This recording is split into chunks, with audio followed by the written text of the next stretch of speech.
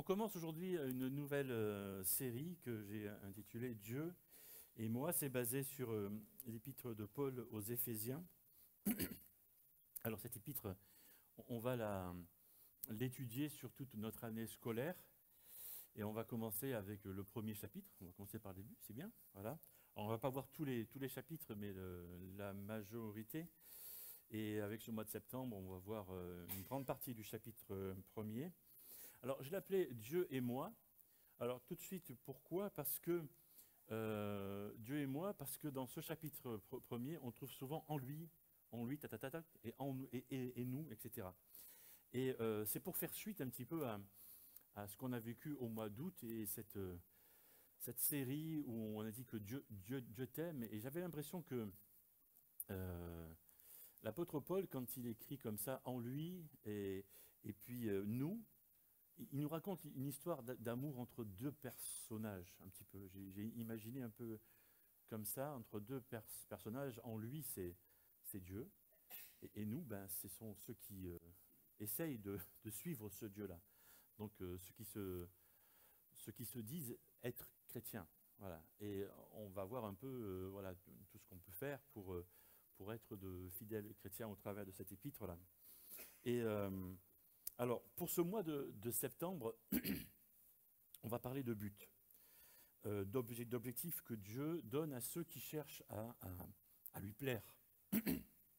La semaine prochaine, on va parler de pardon. En semaine 3, on va parler de qualification. Et en semaine 4, on va voir que Dieu nous cherche pour un but.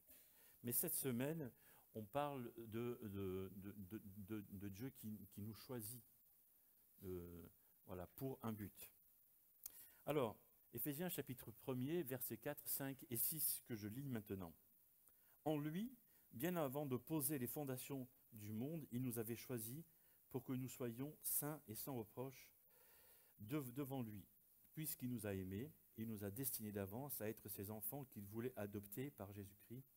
Voilà ce que dans sa bonté il a voulu pour nous, afin que nous célébrions la gloire de sa grâce qu'il nous a accordée en son Fils bien-aimé. Voilà les trois versets sur lesquels on va réfléchir ce matin. Alors on parle du choix de Dieu, ou d'autres l'appellent l'élection, comment Dieu choisit telle ou telle personne. Et ce thème de l'élection, du choix de Dieu sur certaines personnes, pose problème à certaines personnes, justement. Et je trouve ça intéressant que ce choix de Dieu sur certains hommes ou certaines femmes pose problème à certaines personnes. Généralement, les personnes à qui ça pose problème, c'est parce qu'ils ne se sentent pas choisis par Dieu. Et donc, ça pose certains problèmes, certaines questions, pourquoi pas moi? Voilà. Et je trouve intéressant parce que il y a des milliers d'hommes et de femmes, depuis la nuit des temps, qui, eux, font le choix de ne pas choisir Dieu. Voilà. Mais qui, par contre, se permettent de dire pourquoi Dieu ne me choisit pas moi. Tu vois? Et je trouve ça très, très intéressant. Voilà, que Dieu qu'on critique Dieu en disant mais pourquoi Dieu ne me choisit pas moi, mais moi, je ne choisis pas Dieu. Tu vois? Enfin, pourquoi ça n'irait pas dans les deux sens après tout, quoi. Voilà. Alors, si moi qui suis un petit homme, tout petit, hein, est capable de voir ça, essayons de voir ce que... bon, j'ai un œil un peu critique, hein, je suis d'accord. Euh, voilà, essayons de voir, en étant moins critique, ce que Dieu dit de tout ça. Ça sera un peu plus peut-être sage. Voilà. Sur la question du choix de Dieu, dans 2 Thessaloniciens, chapitre 2, verset 13, quant à nous, frères bien-aimés par le Seigneur, nous devons continuellement rendre grâce à Dieu à votre sujet, car Dieu vous a choisi dès le commencement pour le salut, par la sanctification de l'Esprit, par la foi, on l'avait hérité. Donc on voit, il y a plusieurs autres versets comme ça, je ne peux pas tous les citer ni les noter dans votre suivi, mais il y a pas mal d'autres versets comme ça où on voit que Dieu choisit des hommes ou des femmes, des personnes. Et puis, on sait aussi, si on connaît Dieu, que Dieu aime tous les hommes et que Dieu veut que tous les hommes soient sauvés. Et il y a cet autre verset qui dit que Dieu veut que tous les hommes soient sauvés et parviennent à la connaissance de la vérité. 1 Timothée, chapitre 2. Ou que Dieu ne rejette personne.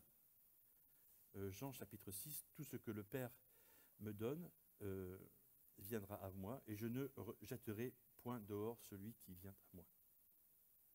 La question qui vient, c'est comment Dieu peut faire entre... Il va choisir un tel, un tel, un tel, et en même temps, il va dire, tous ceux qui veulent venir à moi viennent.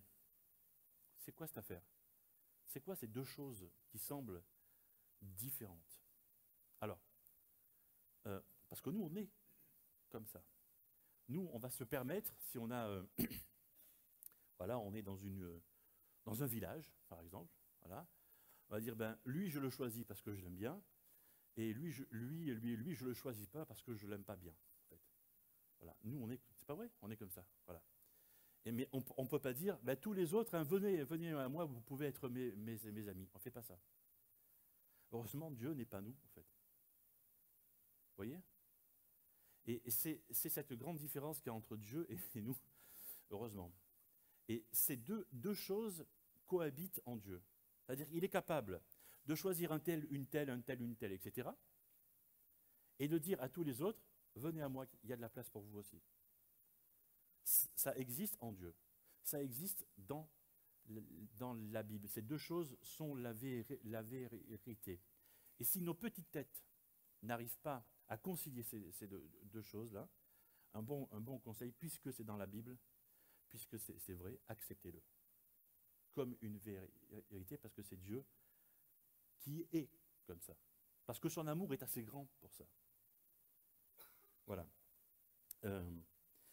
Ce matin, Dieu nous choisit, te choisit pour un but. Verset 4 de Éphésiens chapitre 1er. Bien avant de poser les fondations du monde, il nous avait choisis pour que nous soyons saints et sans reproche devant lui. Alors, si vous pensiez que j'allais parler de l'élection plus longtemps que ça, manque de bol, je vais parler plutôt d'être saint et sans reproche. Zut. J'aurais bien aimé qu'on parle un peu plus de théologie. Hein. Non, je vais parler un peu plus de ce qui nous transforme. Vous voyez? Je viens de parler de théologie juste avant. Maintenant, je parle de ce qui nous transforme à nous et à moi en premier. Voilà. Parce que Dieu nous choisit à nous tous, qui sommes dans cette salle ou qui écoutons ce message. Alors, être choisi par Dieu, avant d'aller plus loin, ça peut faire peur en fait. Ça peut être sympathique, ouais, grand Dieu créateur qui crée tout l'univers, machin, etc. Super. Et puis en y réfléchissant, pourquoi moi? Tu vois, qu'est-ce que tu veux? Qu'est-ce que tu attends de moi, tu vois, ça peut faire un peu peur. Qu'est-ce que j'ai fait? Pourquoi je mérite tant d'honneur? Moi qui suis le misérable ver de terre, tu vois. Pourquoi moi? Bon. Et puis surtout, choisi. Pourquoi faire? Tu vois? Pourquoi faire? Comme on sait bien le dire ici. Pourquoi faire? C'est ça. Et c'est mon premier point. Choisi pour être saint. Oups. Voilà, ça commence bien pour être saint. Je ne sais pas si c'est pas super bien tous les jours pour nous, mais le verset 4 dit ça.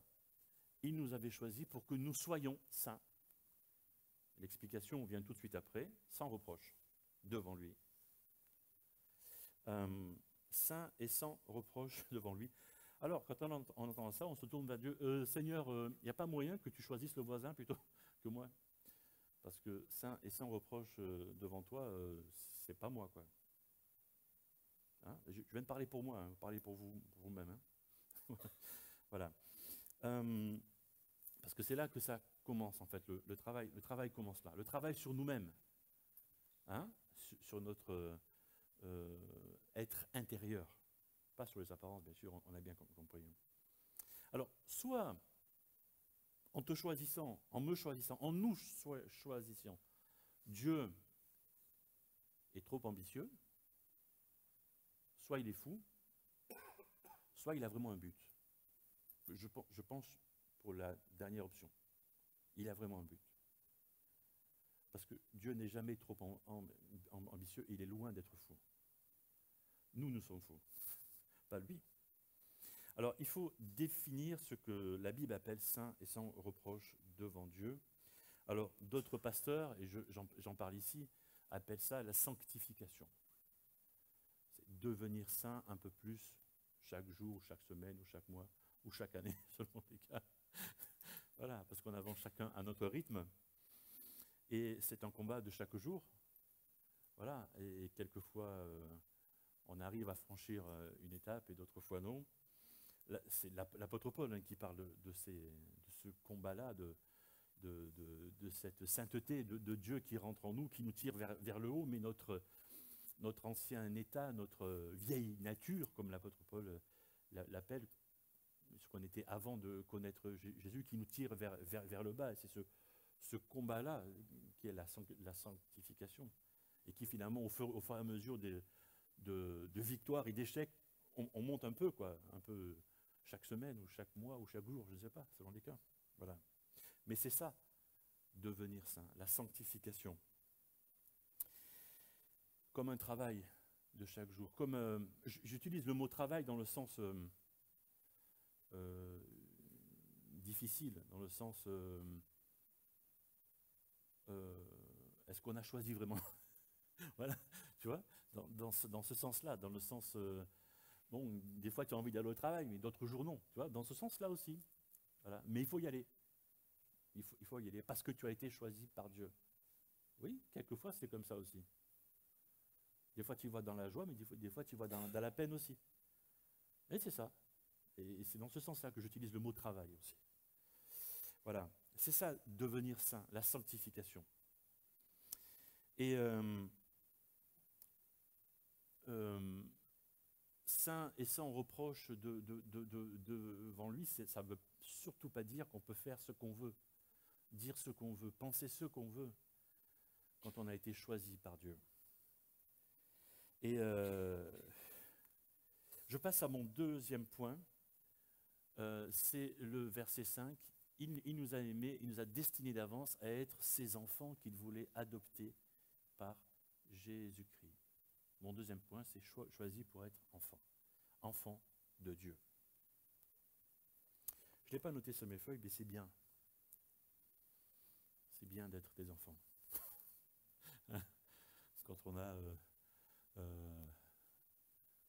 16 ou 17 ans, 20 ans, 30 ans, 40 ans, 50 ans, 60 ans, 90 ans, c'est bien de se rappeler qu'on est des enfants. Hein? Ça, c'est un premier point que je relève juste pour refaire baisser un peu notre ego, quoi. Vous voyez? On est juste des enfants. Bon, ceci étant dit, comme on se rapproche de cet état de sainteté que Dieu veut pour nous, c'est possible en devenant de ses enfants, en étant inclus dans sa famille, par Jésus-Christ. Jean chapitre 1er, à tous ceux qui l'ont reçu, alors Jean ici parle de la parole, et la parole ici c'est Jésus, elle a donné le pouvoir de devenir enfant de Dieu à ceux qui croient en son nom. Ou alors, Galates chapitre 3, verset 26, vous êtes tous fils de Dieu par la foi en Jésus, et au chapitre 4, verset 5, afin de racheter ceux qui étaient sous la loi pour que nous recevions l'adoption. Être adopté, c'est quoi? C'est devenir l'enfant légal d'un adulte qui n'est pas le parent biologique. C'est profiter de tous les droits et privilèges d'un enfant légitime. Et donc, être adopté par Dieu, c'est profiter de toutes les bénédictions que Dieu donne. C'est devenir membre de la famille de Dieu. Dans une situation de légalité, il y a toujours des droits, mais des devoirs aussi. On l'oublie un peu ça, hein, toujours. Hein. On dit oui, je deviens enfant de Dieu, youhou! Je fais partie de la famille de Dieu, youhou! Et devoir, c'est quoi? Alors, je suis un peu bébête, moi. Hein. Moi, dès que j'ai une question, je vais sur mon ordinateur, c'est presque magique, tu vas sur Wikipédia, et j'ai tapé sur ma feuille « Droits des enfants ». Ouh la vache. J'ai failli fermer mon ordinateur, parce que tu trouves des débats autour de la protection des enfants, le port du voile pour les filles, la circoncision des garçons, la limitation des soins pour motifs religieux, les défilés de minimisme, etc. On peut remplir 12 pages. Hein. Le droit des enfants. Et puis j'ai tapé « devoirs des enfants ». Étonnamment, je ne suis pas tombé sur des devoirs de maths ou des devoirs de je ne sais pas quoi, tu vois. Et puis là, il n'y a rien. Sur Wikipédia, il n'y a rien. Il y a écrit l'article « Devoir des enfants » n'existe pas. Ok. Alors, j'ai été sur Internet, j'ai tombé Wikipédia, j'ai été sur Internet et j'ai marqué « Devoir des enfants ». Tapé plutôt. Et puis là, on tombe sur des discussions sur différents blogs, discussions de relations difficiles entre parents et enfants. Mais des trucs très très difficiles, quoi. Voilà. Où d'anciens enfants, devenus adultes, expliquent combien ils ont été abandonnés, ou mal aimés, ou martyrisés par au moins un de leurs parents, et en général, surtout le père. Et tout cela, pourquoi je vous parle de ça? Parce que je me demande, parce qu'on est choisi pour être enfant de Dieu. Et je me demande si le grand besoin de nos contemporains, c'est pas un papa, un vrai papa, un vrai père, qui aime vraiment, quoi, comme il faut, qui n'abandonne pas, qui est juste et droit, qui sait mettre des claques quand il faut mettre des claques, vous voyez ce que je veux dire, qui corrige aussi, quoi. Voilà. Mais qui donne quand il faut donner, qui reprend quand il faut reprendre, un vrai père, quoi. Voilà ma réflexion suite à la petite heure que j'ai passée sur Internet à essayer de survoler tout ça. Parce qu'une relation d'amour, ça marche dans les deux sens. Si je deviens enfant de Dieu, j'ai des droits et des devoirs envers Dieu.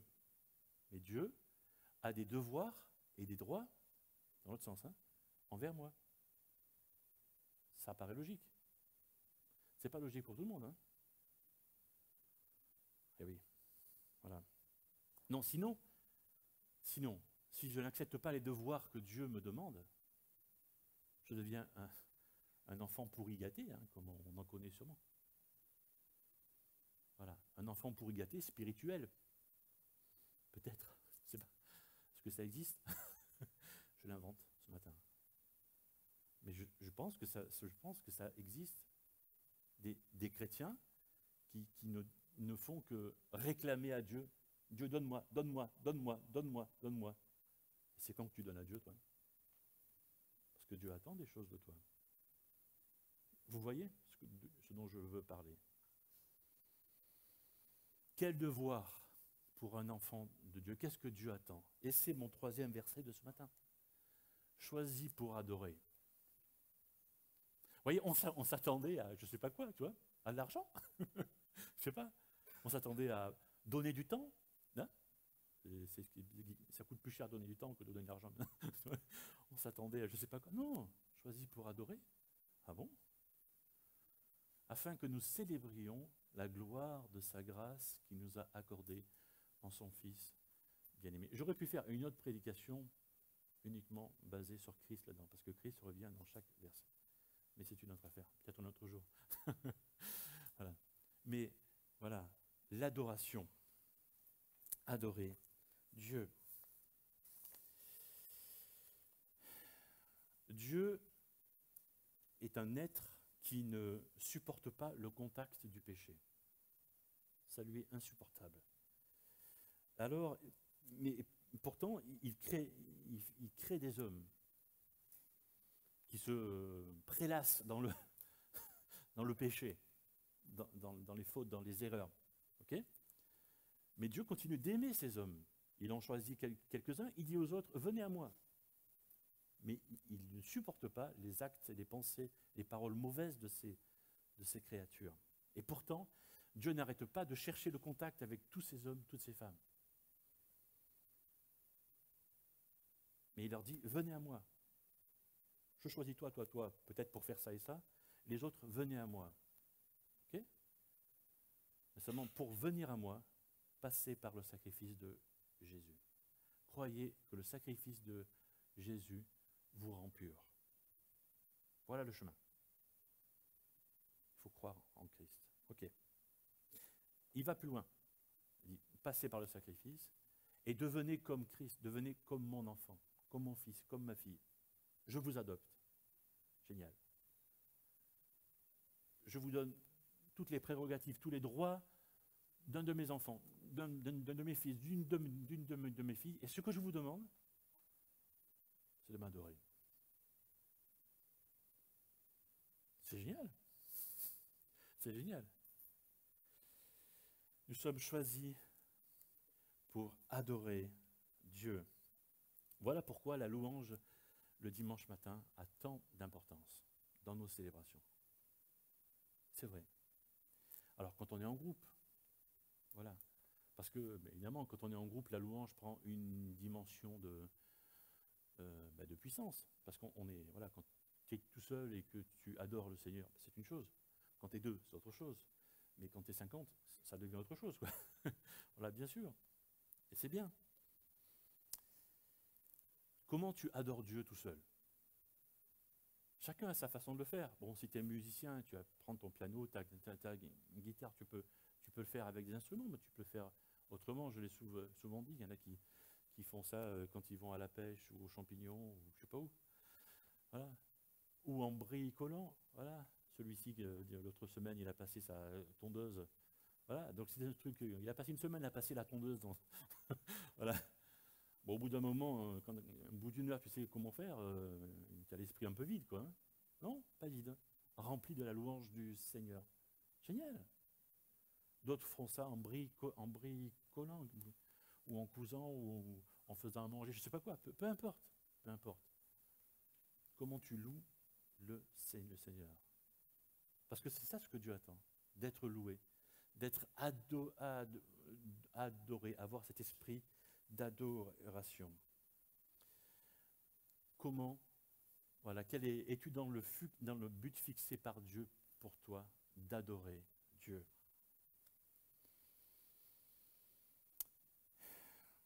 Si tu gardes ça en tête, je sais que plusieurs d'entre vous, au niveau du travail, c'est pas simple.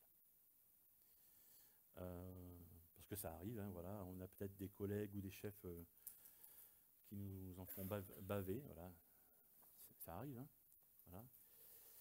Avoir l'esprit de louange en tête, avoir l'esprit d'adoration en tête ou dans le cœur, appelez ça comme vous voulez, ça débloque des choses. Je ne peux pas expliquer comment, parce que là, c'est de l'ordre du Saint-Esprit, c'est de l'ordre de Dieu, mais ça débloque des choses. Pourquoi? Quand je me focalise comme ça sur Dieu, puisque je suis dans un esprit d'adoration, je me centre sur Dieu, sur Jésus, par le Saint-Esprit, nécessairement, il se passe quelque chose. Voilà. Alors je sais qu'il y a certains travaux qu'on nous demande au travail qui demandent de se concentrer. Il faut se concentrer sur ce qu'on fait, sinon on va faire des bêtises peut-être, hein, bien sûr. Mais toujours avoir en arrière-plan l'adoration qu'on doit à notre Dieu. Et peut-être que c'est ça aussi que le Seigneur, puisqu'on commence une année scolaire, voilà, c'est peut-être ça que le Seigneur veut pour nous tous. Adore Dieu. Pour cette année scolaire, adore Dieu. Adore Dieu. Dans tes soucis, adore Dieu. Bien sûr, adore Dieu. Tu te centres sur Dieu. Adore Dieu. J'aimerais avoir avec vous un temps de recueillement et de prière pour terminer ce temps de prédication. Seigneur, merci parce que tu nous permets ce matin de nous recentrer sur toi. Et merci parce que tu nous choisis pour un but. D'abord pour être saint et sans reproche devant toi. Et c'est vrai que ce n'est pas facile. Peut-être que l'un ou l'autre ce matin aimerait te demander pardon pour l'une ou l'autre de ses erreurs, de ses fautes, de ses manquements, de ses péchés, comme tu l'appelles dans ta parole. Et Seigneur, merci parce que tu acceptes la repentance des uns et des autres, de celui qui confesse sincèrement ses péchés devant toi. Et Seigneur, merci parce que dans nos combats intérieurs de cette sanctification, tu es avec nous, à nos côtés. Merci parce que tu nous tires vers le haut. Tu nous veux tout proche de toi, tout contre ton cœur. Merci Seigneur parce que tu nous as fait tes enfants. Et ça c'est extraordinaire. C'est fantastique Seigneur. Merci pour ça. Merci parce que peut-être qu'on a encore un papa et une maman, peut-être que ce papa et sa maman ont été de bons papas, de bons mamans, ou peut-être pas, peu importe. Seigneur, toi, tu es le bon papa, le bon père, qui est dans le ciel et qui nous a adoptés, et tu es celui qui nous donne tout ce dont on a besoin et qui veut vraiment notre bien.